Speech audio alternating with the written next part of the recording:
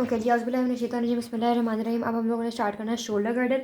और shoulder girdle के अंदर सबसे पहले हम लोगों ने इस वीडियो के अंदर पैटर्न ऑफ स्टडी, क्योंकि ये वाला चैप्टर ये भी बहुत कॉम्प्लेक्स है और शोल्डर का अगर आप अलग से अगर पूरा सिस्टम बनाने लगेंगे ना तो इसकी पूरी किताब बन जाएगी।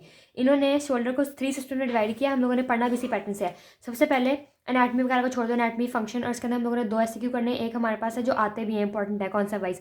एक हमारे पास है स्कैपुलो ह्यूमरल रिदम, जिसे हम लोगों ने स्पाइन का किया, और दूसरा हमारे पास है सुपर स्पाइनस मैकेनिज्म। वो दोनों समझने के बाद आगे जो पैथोलॉजी से पहले वाला सारा सिस्टम जो है, इसके अंदर ये 2 एसक्यूज इंपॉर्टेंट है। और उसके बाद हमारे पास 3 सेक्शन में उन्होंने शोल्डर को डिवाइड किया है। सबसे पहले हमारे पास है हाइपोमोबिलिटी के बारे में। उसके अंदर जितनी भी हैं, जिसकी वजह से पैथोलॉजी है, इसकी वजह से हाइपोमोबिलिटी है हमारा शोल्डर, जिसमें हमारे पास फ्रोजन शोल्डर है, जिसको हम लोग एडेसिव कैप्सुलाइटिस बोलते हैं। उसके अलावा और भी आ रहे हैं ओ है, जितनी भी पैथोलॉजीज हैं उसको कंबाइन करके एक ही टर्म, एक सिंड्रोम के अंदर आती है ना सारी पैथोलॉजीज। तो ये उसको डिवाइस कर दिया। उसके अंदर आगे हमारे पास है नॉन ऑफ मैनेजमेंट, उसके बाद पोस्ट ऑफ मैनेजमेंट।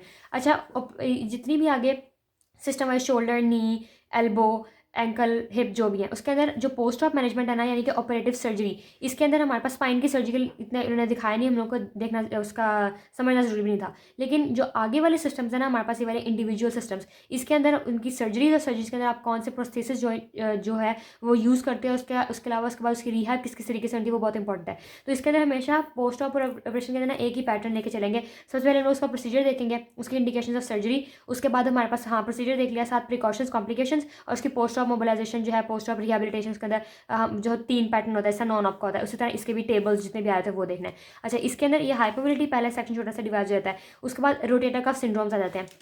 साथ आप देख भी लेते हैं, ये इसका आगे ये वाला सिस्टम, ठीक है। इसके बाद आगे ये वो सुपर स्पाइनस मैकेनिज्म हम लोगों ने करना है।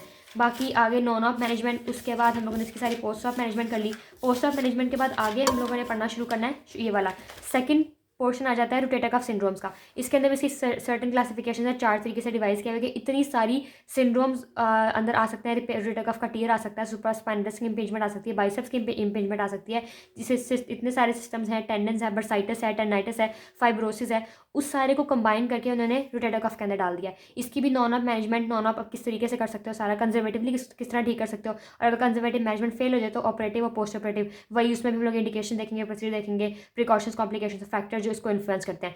ये वाला सारा देखने के बाद नेक्स्ट, अच्छा, इसके अंदर जो है नॉन ऑफ मैनेजमेंट सारी कंबाइंड है। और जब सर्जिकल ट्रीटमेंट होता है ना, एक फॉर एग्जांपल सुप्रास्पाइनेटस कंप्रेशन हो जाती है, तो इसकी डीकम्प्रेशन की अलग सर्जरी है। और इसके अलावा हम आगे पढ़ेंगे ना तब डेप्थ में देखेंगे।